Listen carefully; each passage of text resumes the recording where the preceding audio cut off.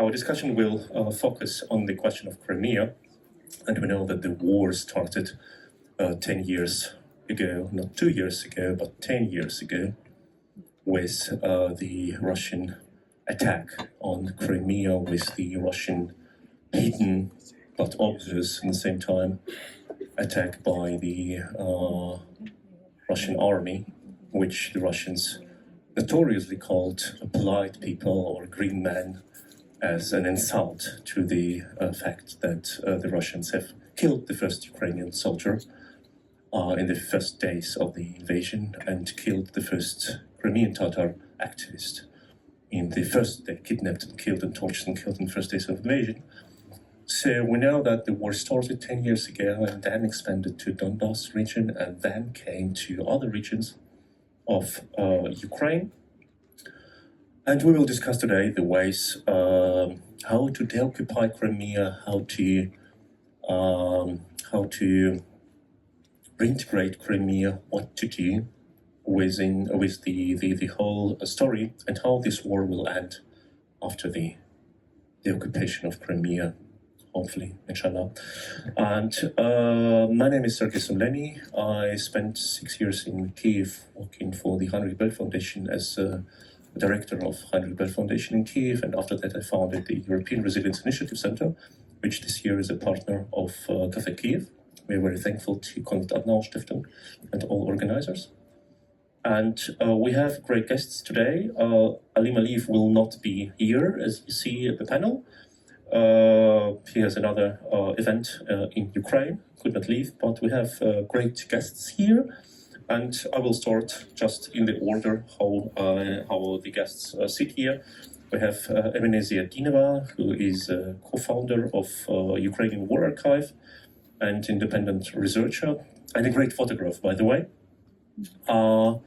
We have Alina Frolova, further, who is deputy chairperson at the Center for Defense Strategies, one of the best, if not the best, Ukrainian Defense Analysis Center. And she was a Deputy Minister of Defense of Ukraine for 2 years, I think. No. We don't have so long government. Right? It was much longer. But I'm sure you have done a lot of tasks which are enough for 5 years. And we have Alena Lunova, who is Advocacy Director at Ukrainian Human Rights Organization ZMINA UA, and who is also from Crimea, right? Yes. So welcome to our panelists, and I would like to ask my first question to Ms. Lunova.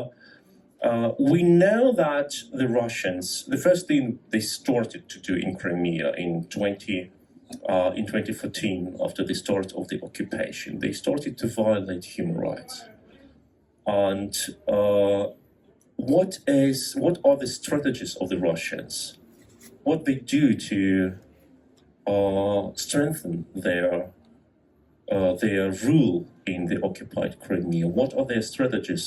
Are they ad hoc strategies, or is it something with a system? Hi, Paul, and thank you for your interest into the topic. Because, as Sergej said, I'm from Crimea, and Crimea deoccupation and reintegration is my really super personal story.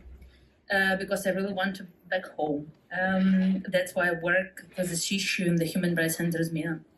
And concerning the question, of course, the Russian Federation started the torturing and other politics persecution in Crimea in 2014, after the very beginning of the occupation, and after the full-scale invasion, we have seen how the practice which they implemented in Crimea, they implemented on the other occupied territories, but really in a really short time.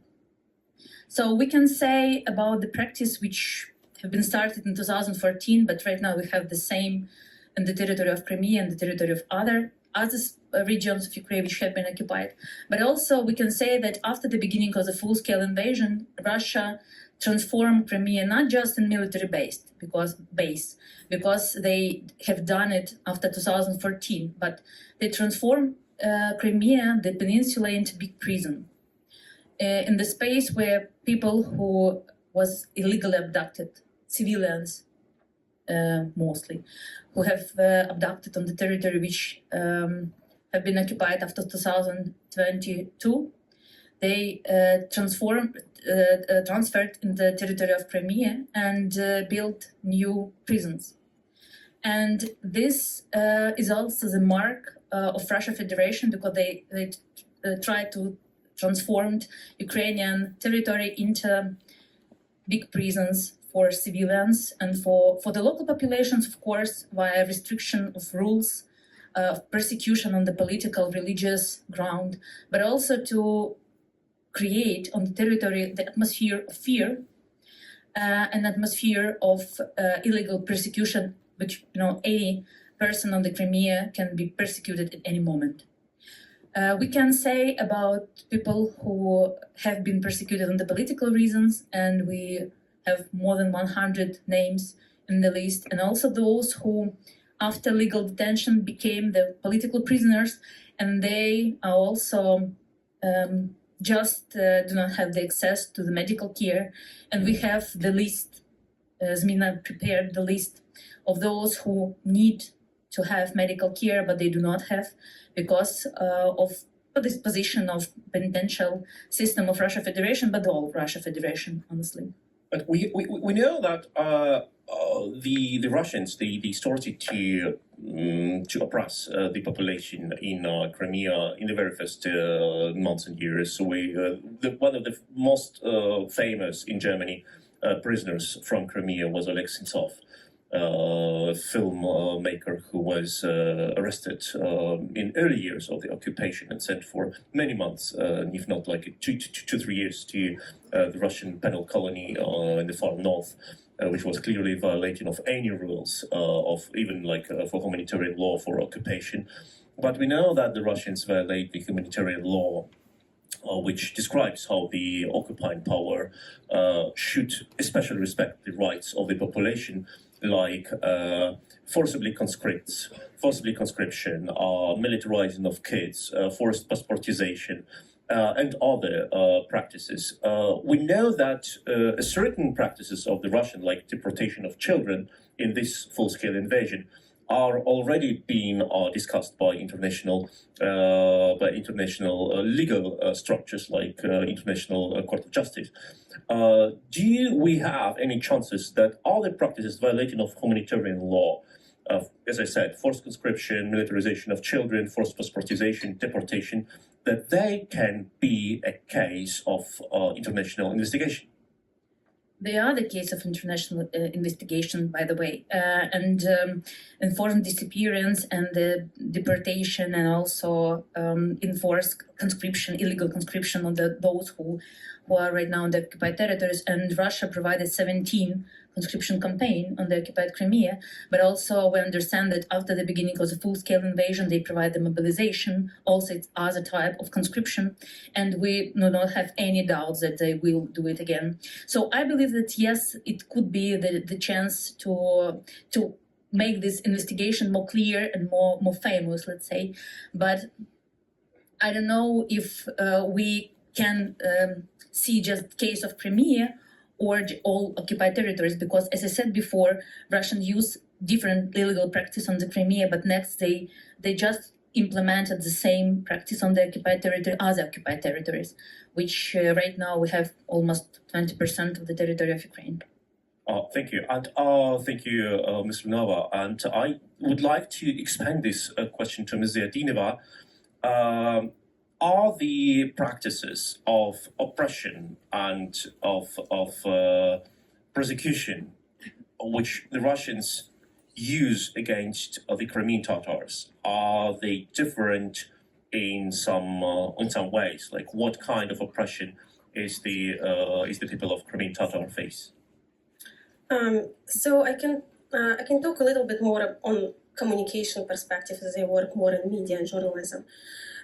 With Crimean Tatars in 2014, what Russian Federation policy about repression, how they implemented it, It was pretty much they decided to go the way, which is very, very hard to communicate in media and communicate generally as to international law, I would say.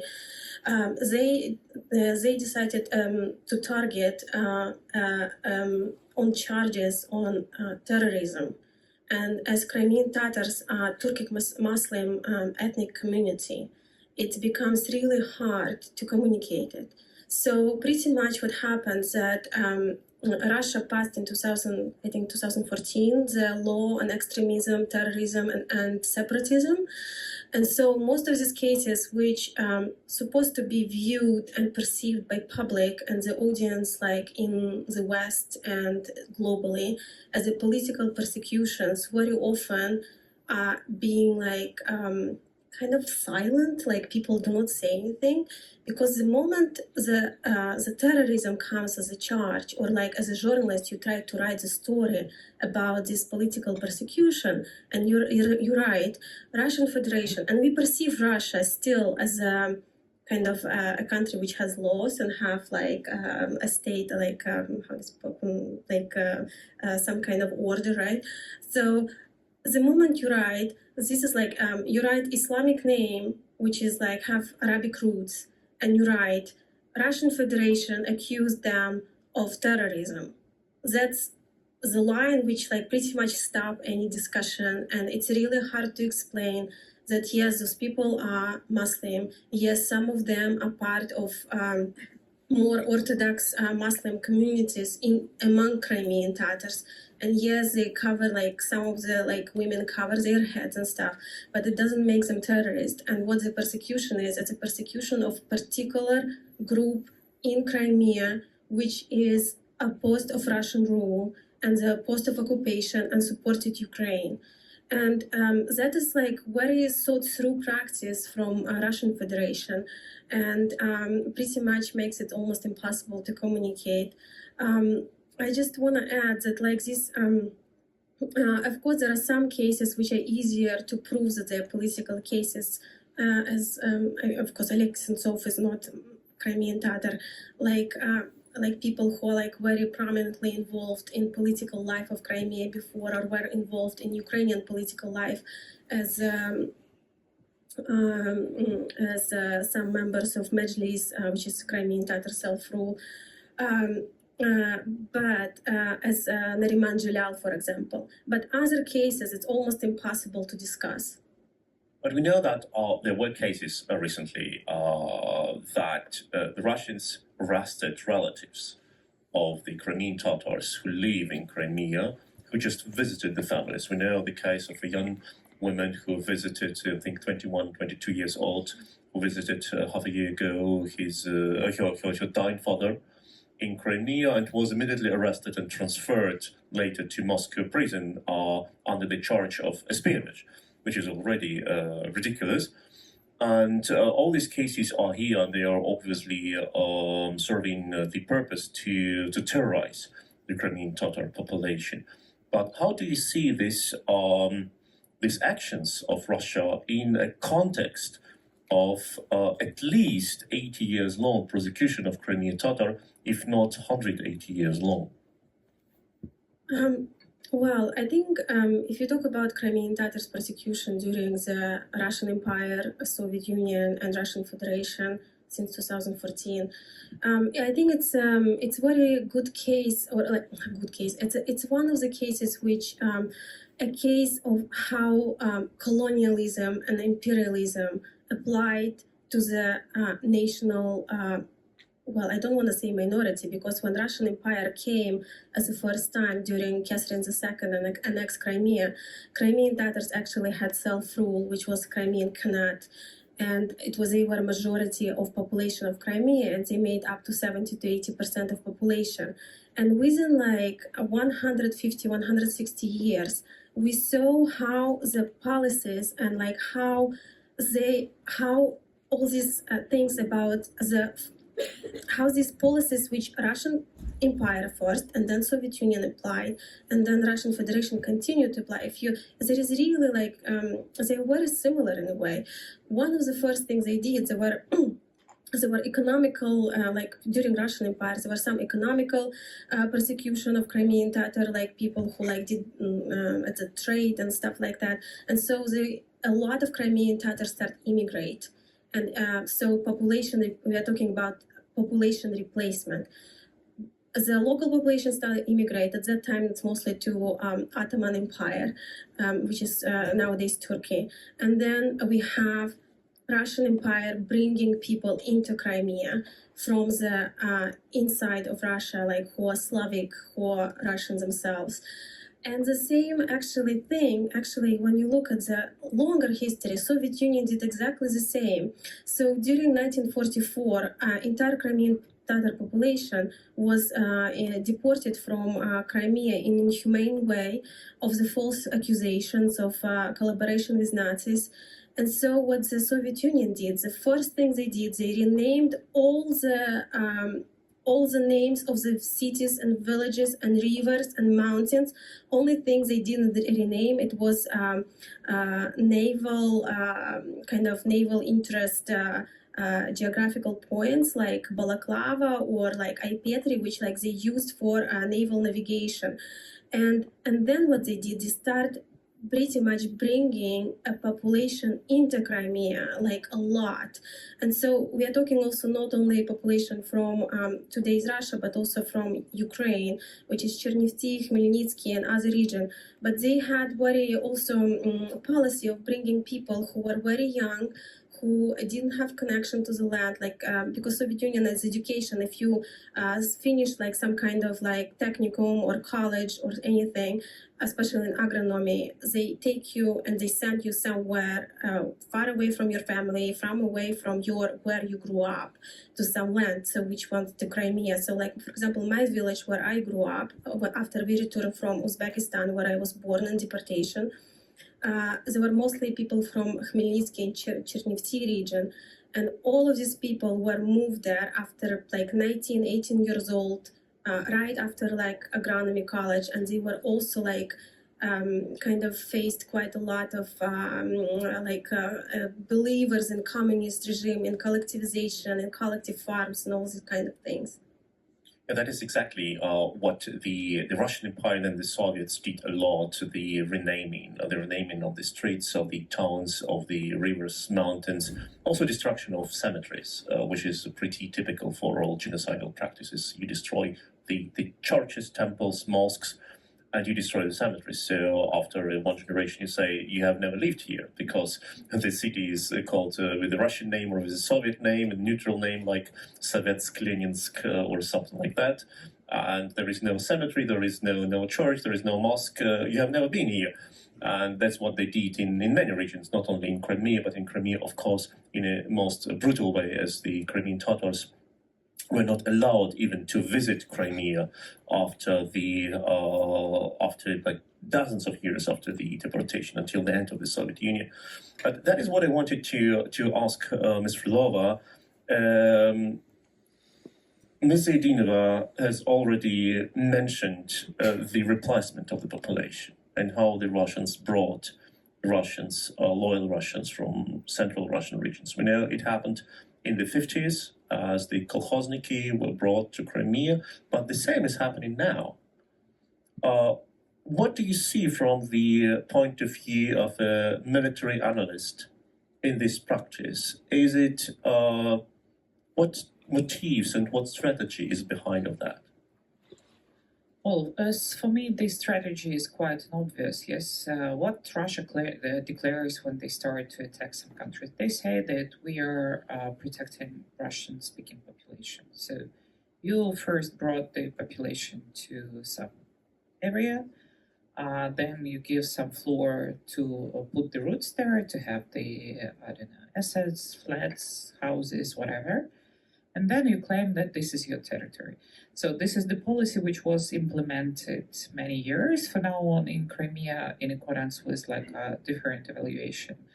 They brought from 700,000 to 1 million population within this period of 2014 till now. And of course, they do expect that all this population will protect the Crimea if something will start to happen. Yes, if Ukrainian army start to to be there. Or even if Ukraine released Crimea, then there would be a huge mess of discussion about whether Ukraine has the right to deport people from Crimea, whether Ukraine has the right to reject them in citizenship and in their assets.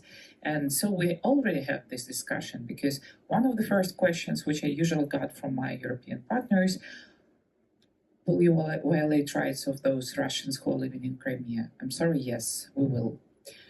Because they are illegal citizens there. They illegally crossed the border. They violated the international and local laws. So we will restore the laws. We will deport those people, except those who made the, some kind of criminal cases, and they will be in accordance with Ukrainian law, passed through all the procedures. The same situation actually we see now in Mariupol. What they do, they say that they construct the new buildings, new flats for citizens, but they provide these flats not to citizens, but they allow the Russian citizens to come there. So they again make a preparation for the next step. When Ukraine will release the Mariupol, we will have multiple Russian families there who own the flats, who put the property, who gain the property. They started in Mariupol, for example, nationalization of those flats or premises where people are not living. And the first wave of nationalization are those private houses on the seaside. And that's obvious why it is done in such a way. And I think that, they obviously, yes, first, as my colleagues, as Alena said, that first they try to conscript and to mobilize Ukrainian, ex-Ukrainian citizens, as they call them. So formally they still are, because they don't care. Actually, they don't care about Ukrainian citizens, and they also don't care about Russian citizens. And the next wave of these, like a mid-waves in the next battle for Crimea, would be those who were like moved to Russia now. From Russia to Crimea, sorry, now. Yeah, that is exactly what we observe now. Like this, you have described it perfectly. Like nationalizing, confiscating of the property which has the most of economic value, seaside houses, also businesses like hotels, restaurants, etc. We know that some of them are being transferred to Russian state-owned facilities like Ministry of Defense. Some of them are being just bought by some Russians who also buy the whole flats in Mariupol, which you described, destroyed flats, which they even called in Russian slang razrushka, or destroyed like little ruins, in the hope that they will like sell them further for the higher price. But when we talk about this population replacement and this settlement, how many people did Russia bring to Crimea? As I said, from 700,000 to 1 million. This is estimations, which we cannot make normal estimations because there is no some kind of database which we can apply to.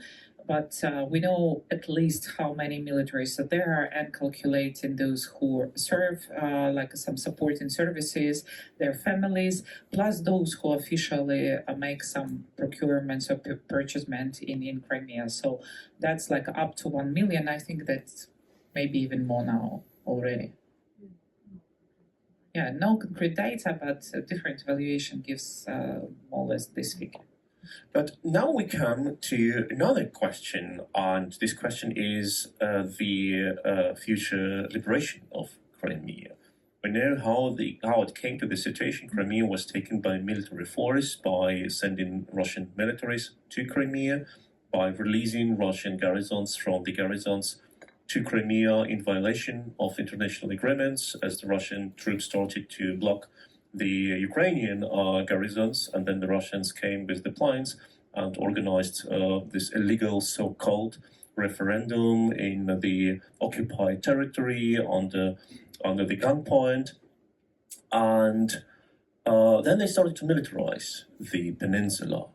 So now many in Germany say that, and I stress that I personally believe that it is utterly bullshit, that Crimea cannot be liberated by military means, but need to be a part of some sort of diplomatic discussion. I don't know with whom they want to discuss it.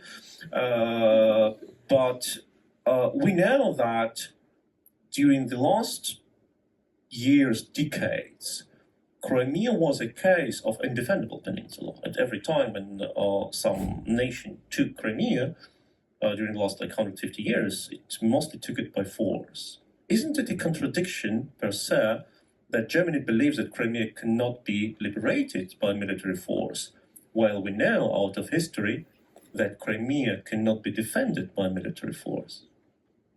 Well, that's obviously so, and this is a huge mistake. And I think that this mistake is provoked in analytics and in many cases on political level by this some kind of spirit of Great Russia. Russia made the long-term influential campaign which try to ensure European partners, not only now, but many years before and many centuries before, that Russia is unbeatable, that it will always exist, it will always be strong, which is not the case.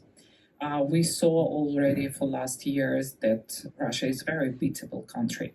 And I think that if before let's say 2021, no one would like to speak even about the Crimea, yes, and to speak about the future of Crimea in 2021, when the Crimean platform was established, at least there were already political talks about the future of Crimea. Now some kind of skepticism again come back because, well, we don't see very much of Ukrainian win on the front line. But the issue is that to win on Donbass front line is much, much harder than to win in Crimea. We have a peninsula. This is simple logic. You have very isolated area with many military personnel on it. So you need to have supplies. And you can do supplies just in three ways to this territory: through Crimean Bridge or Kerch Bridge, by the delivering by ships some goods and, assets, weapons, whatever, or from the continental territory of Ukraine. So there is three small routes. If you disconnect these routes, you have complete isolation. You don't need to put a lot of army personnel on that plot of land. You just need to wait before the military personnel on Crimea will be exhausted. And that's it. And that's much, much easier than to conquer on the front line of 1,500 kilometers, which we have now on Donbass, with a direct supplies, with the huge border with Russia. And this strategy is actually on the plate already. I mean, that no one is paying attention to what we did in the Black Sea. It's very small attention paid to it. But Russia is conquered already on the Black Sea. It's already done for now. And they have no resources to reestablish their power in the Black Sea for now.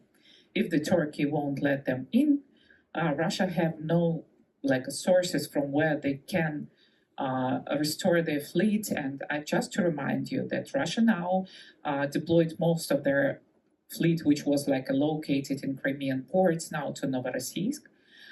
We have decreased substantially the possibility to make the shelling from the seaside, from the sea platforms of missile launching of missiles. They cannot stop Ukrainian corridor, which is not a corridor, but normal already trade route, which we established without any support from any country, with having no naval component, frankly saying, on Ukrainian side. We did it with non-conventional means, and we keep in this corridor. Thank you to Bulgaria and Romania who joined to support just some kind of guide in this corridor. And for today, we have the same level of trade through this corridor as we had before the 2022. So we already cut their influence from the sea. We already demonstrated that we are capable to destroy the Kerch Bridge in some short period, which has left to come to the control of this land from the continental Ukraine. And then it's just a matter of a few months or half a year before the Russian troops will release the Crimea. Indeed. And before I come to the next question, I was reminded that we have a donation action for the 47th Mechanized Brigade of Ukrainian Army, which were fighting for several months in Avdiivka.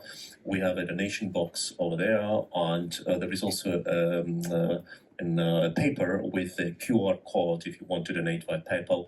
I think that this QR code can be just given through the audience if someone wants to scan it. Feel free. If you don't want, just pass it further, and the money will go for the 47th Mechanized Brigade of Ukraine, Magura Brigade, which is fighting in Avdiivka. So we know this interdiction by the Ukrainian Navy or by the Ukrainian Army, because it's also the GUR, the main Directorate of Military Intelligence, and the SBU are using these naval drones. They have practically pushed the Russian Navy from the harbors in Crimea, like Sevastopol or Feodosia or others, to Novorossiysk, to the far eastern region of the Black Sea, practically having destroyed over 30% of the Russian Black Sea Navy without having significant naval vessels, only by the drones. And that is indeed what nobody expected. And the volume of the grain trade in Ukraine now via the Black Sea route is higher than during the high time of so-called grain trade under the Russian rule. So it is indeed the case of how Ukrainian army and Ukrainian navy and Ukrainian special forces control de facto the Black Sea.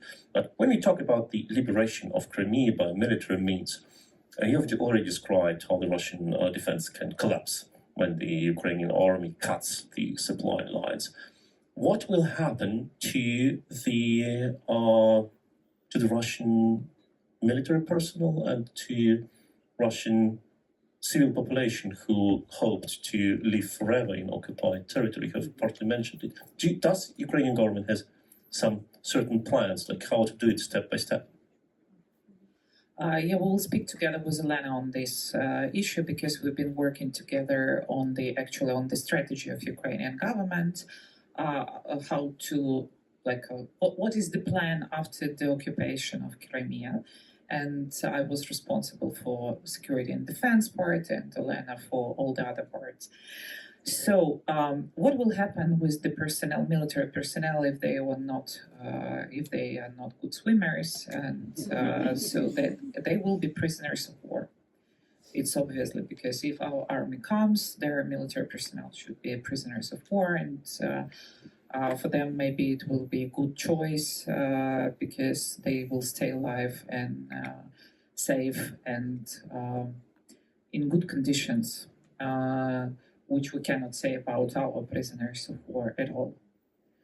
What would be with their civilian personnel? I think that Alena will speak about this more in details, but principally I think that those who violated Ukrainian law and moved to Crimea after 2014, they will be sent out.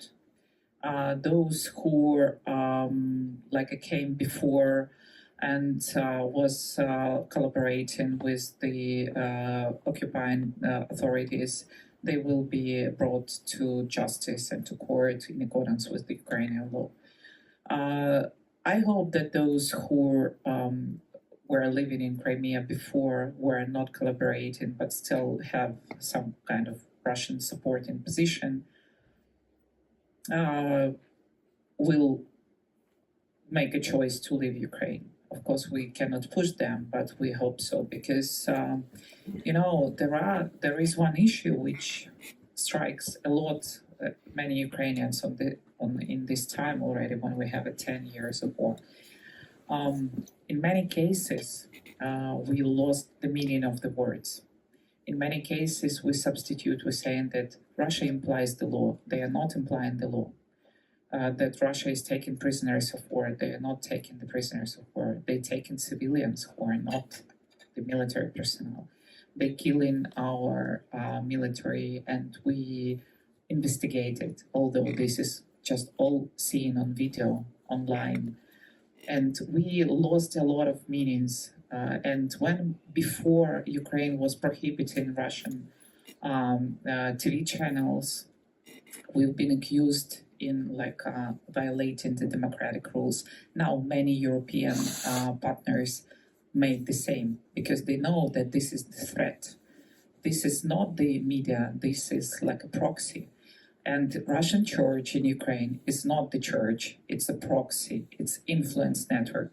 And those who has, after all those like killings, tortures, after this war still supports Russia, their methods of influence.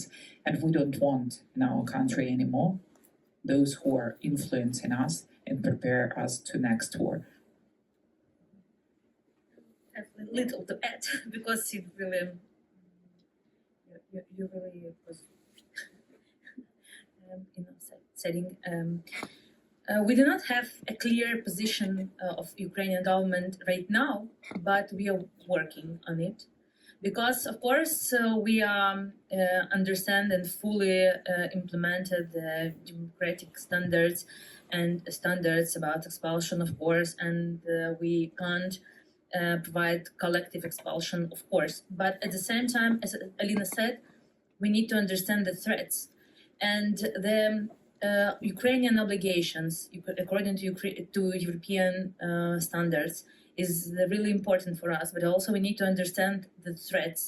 And the Ukrainian policy for the Russian citizens who actually violated the Ukrainian legislation and came to Crimea after the beginning of the aggression, of the occupation of this territory, of course, they need to be under the investigation, and Ukraine need to have the reason for example, for providing some mechanism for doing something with this threat. At the same time, we understand that this is a part of holistic policy of Ukraine. It's not just about Russians, but also how we can separate Russians from Ukrainians who do not have Ukrainian passports because they were children when the territory had been taken by the Russians. So we need to have the clear understanding how we can do it. And the State Migration Service right now on the stage to delivering this policy, and we need to understand that this is a part of the policy. And we can't just thinking about Russians without understanding how we can documenting Ukrainians after the occupation of the territory, and also what we can do with their property on the territory of Crimea, because Russians created property, so they built something. And we need to understand that this is a part of state policy. And we are on the stage for delivering this policy. And this is really important for us because in the expert community, we have discussed it, 5-7 years. And right now, this is discussion just transferred to the actual authorities. So the government discussed what they can do. And this is really important and which we really need to highlight. Yes, I think that this is a very important moment you have mentioned regarding, for example, the children of Ukrainian descent whose parents were Ukrainians who were lived there, and then the child was born, but there was no chance to register the kid. Of course, the kid is legally a Ukrainian by birth, but how all these documents can be issued. And quite another issue is all the Russian population which came illegally to the occupied territories, so they have no right to be there. And I personally believe it cannot be even called expulsion, because expulsion is also expulsion of the people who lived peacefully and legally on the territory, and not the settlers of the occupant who came to the region. But I think that Emine Ziyatdinova wanted to add on this topic. I want to agree with Alina and Alena on the importance of making very clear government policy and stating it and communicating it to the Crimean population, especially as we are talking about Ukrainian citizens who have been living under occupation for 10 years now. But as a person who have extended family in Crimea and have friends, I grew up there, I have classmates, and I have all different kind of network there. I think there is a general concern among population what is going to happen to them after Ukraine deoccupy Crimea in general. And I think the Ukrainian government clearly is working on these policies, but I think a lot of people concerned, what does it mean? What is collaboration? Like, where is definition of collaboration is, or what does happen if you Of course, there is all different kind of laws applies and about it, but still, the situation is very complex, and also we have a population which are Ukrainian citizens who clearly not the one which moved from Russia since 2014, but who stay in Crimea, who lived in Crimea before, who are Ukrainian citizens who support Russia, and not in the means that they do act on it, but just as a political preferences and their geopolitical views and things. And also we are talking about again about kids who were, I don't know, 5, 10, 15 years old when occupation happened in 2014, and who are going through the Russian educational system, which is full of propaganda. And I have a niece and a nephew. They are in Poland now, but they were there like till when the full-scale invasion started. What was happening in the school is just terrible. They were introduced these classes which were pretty much lessons about important, which pretty much is brainwashing kids about why Ukraine doesn't exist and why Russia should why justifying pretty much military aggression, war crimes, and etc. And so I think it's very important to keep in mind those are also victims of Russian aggression and occupations, which happened since 2014, and they need very clear messages and communication, which is really hard to do because it is very limited media, and Russia really cut all of kind of Ukrainian media and servers and communication channels to Crimea. That is that case which you described in schools, like brainwashing kids, forcing kids to accept the Russian way of thinking, Russian propaganda, of course under the threat of prosecution against the parents when the parents oppose this brainwashing.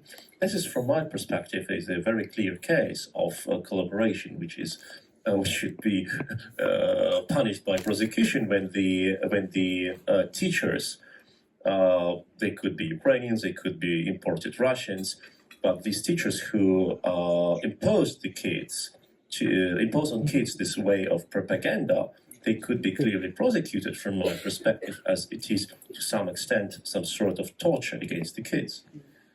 Well, I just want to say that the life is much more complex than it's not black and white. And a lot of teachers and a lot of people chose to stay in Crimea because it's their home and they didn't see how to move out. And it's not because they supported Russia or they supported Ukraine, that's their homeland, and including Crimean Tatars. I definitely had relatives who have been working in schools, and the problem is, like, if you are in the family and you're a breadwinner as a school teacher, and you decide to continue to live in Crimea, and you decide to do not go anywhere because it's your homeland, of course, I mean, you have to be very brave and you have to have very strong political views to make a choice, do not continue work and bring money to the family when you have kids, when you have parents, and you have all other kind of family to support. And on top of it, I want to say you cannot, that's what I'm saying, that probably government actually is working on making very clear cuts on what collaboration is, but it cannot be implied to the civilians who are themselves are victims of it. So you don't want to make victims being punished after Ukraine comes. But also we have a huge population in Crimea, which in 2014 supported Russia. You cannot just like say, oh, you're all collaborators because you went to this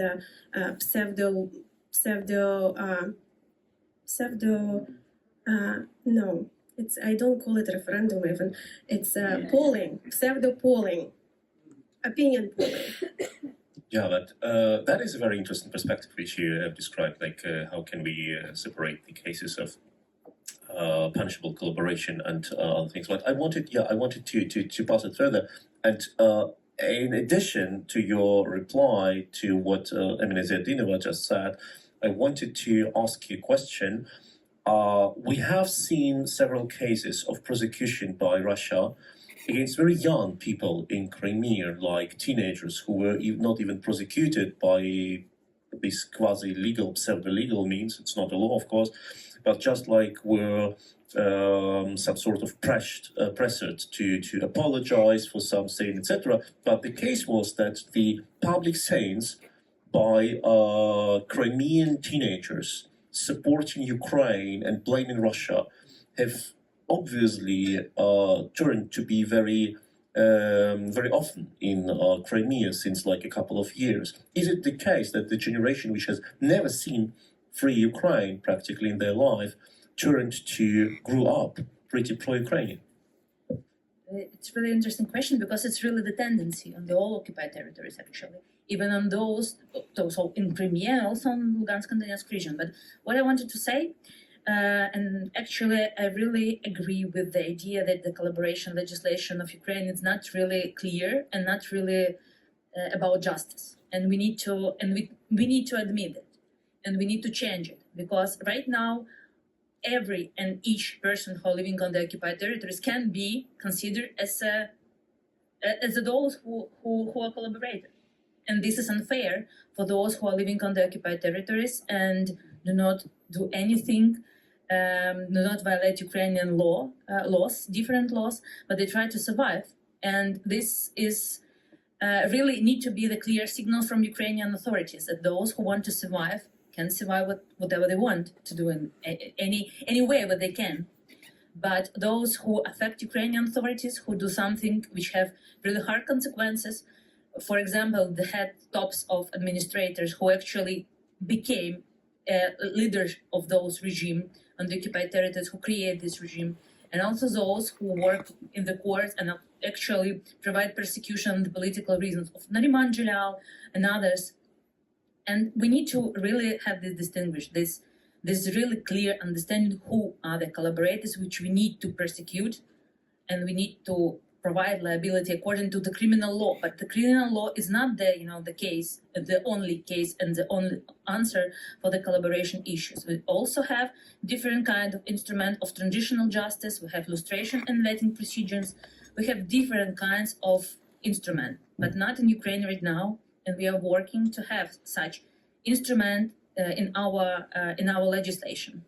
And concerning the question about teenagers, and this is a really request for evacuation from the occupied territories, and every organization who work with the evacuation said that they have high numbers of requests for evacuation of teenagers because they do not want to live on the occupied territories. Right now they clearly understand what's going on and what's actually the consequences of their living on this territory, and they want to live and they want to come to Ukraine, the government controlled areas. They want to receive Ukrainian passport. They never have Ukrainian passports before, and they want to receive the passport and want to be and build their future in Ukraine.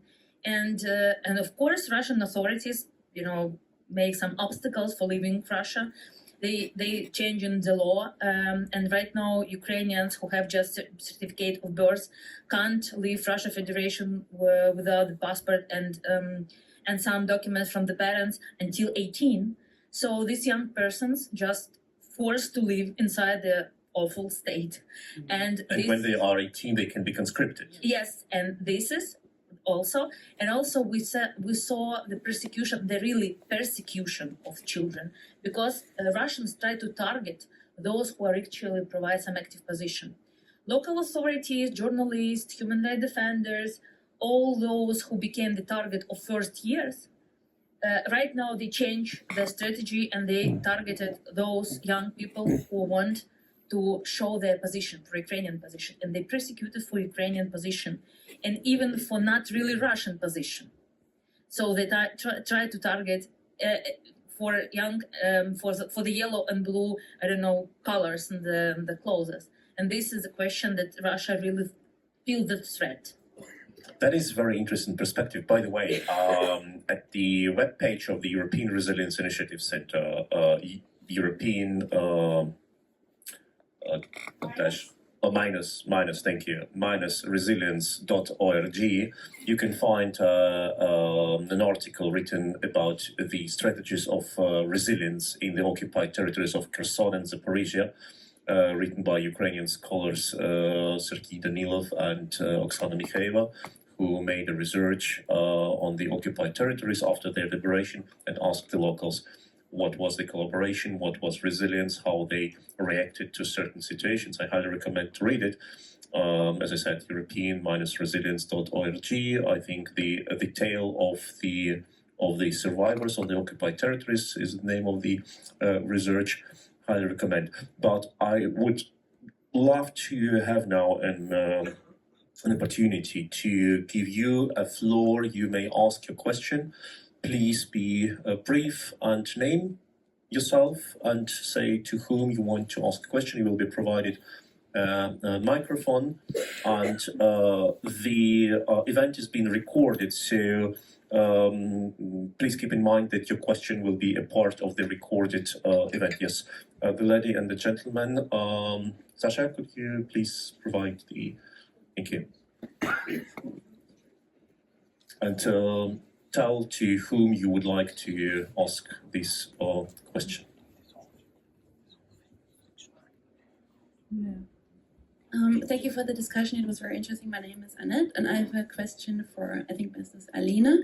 I recently met Crimean Tatars, and they said that during the 90s and later on, it has never been a topic for the Ukrainian government to recover the property of Crimean Tatars in Crimea.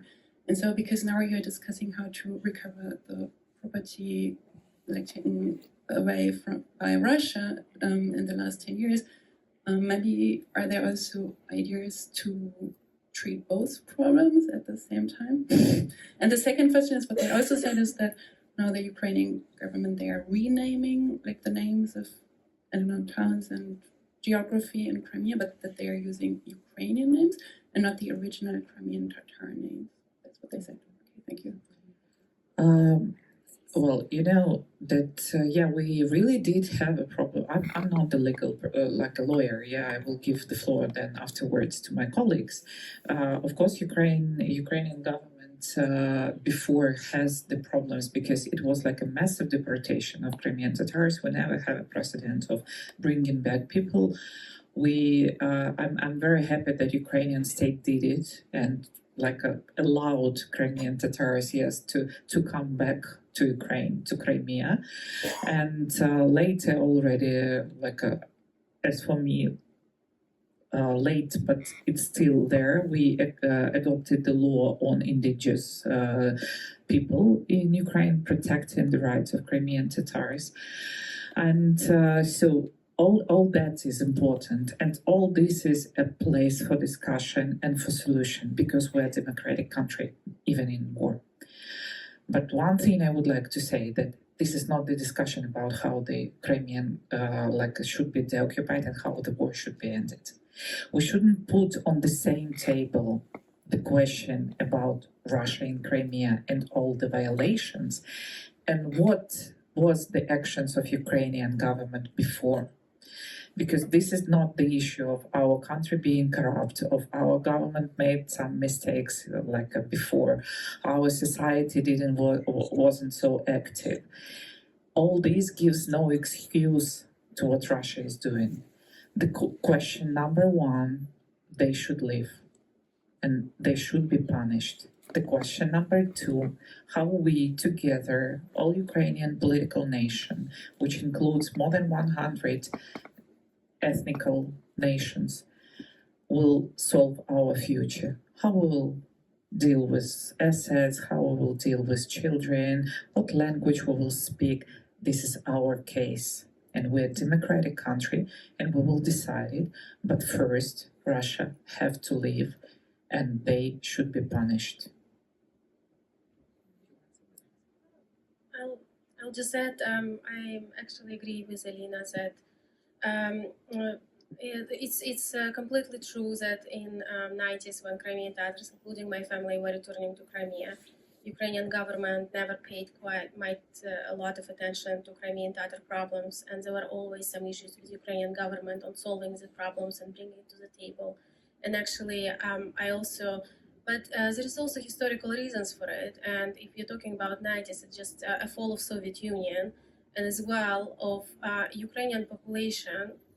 Like even today, we're having like hundreds of years of propaganda by Russian Empire, by Soviet Union, which pretty much the main narrative was a twisted historical narrative that Crimean Tatars were traitors, Crimean Tatars collaborated with Nazis, Crimean Tatars, there were actually a very interesting twist on historical narratives, how this traitor narrative was included also in the wars of Kazakhs, Bogdan Khmelnytsky, Rечь Посполита, which is Poland, and Russian Empire, and how in all historical books for children, etc., there is always this phrase, Crimean Tatars are traitors, even though it doesn't always like imply the historical facts of these Middle Ages. But it's just example of the narratives which existed. And I want to agree that actually since 2014, we have been seeing from Ukrainian government quite a lot of attention to Crimean Tatar problems. And there were, of course, we would like it to be done in 90s, not in 2000, after 2014 when Crimea is occupied. But still, if we are talking in comparison as well, what Russia is doing and completely destroying Crimean Tatar culture, continuing destroying Crimean Tatar identity and all kind of infrastructure which was built since 90s, since Crimean Tatars return. It's not comparable, and also Ukrainian government is very different government than from 90s, which we're talking pretty much post-communist, post-Soviet government. I'm very hopeful for a Ukrainian government to integrate all of these issues of Crimean Tatars in further talks. And just to give a context of all this, yes, about that, what was we are speaking that in Ukraine after the Soviet Union, it was not just like a pressure or oppression of Crimean Tatars. It was oppression of everyone, including those who speak Ukrainian. I mean that the country spent almost 30 years to give the possibility to their citizens to speak Ukrainian freely. Because you still have a problem to find the kindergarten in Kyiv, where it would be like only Ukrainian, because some children, thanks God, in our country don't understand Russian already. And they cannot find the completely Ukrainian environment, because that was policy which was injected for many, many years.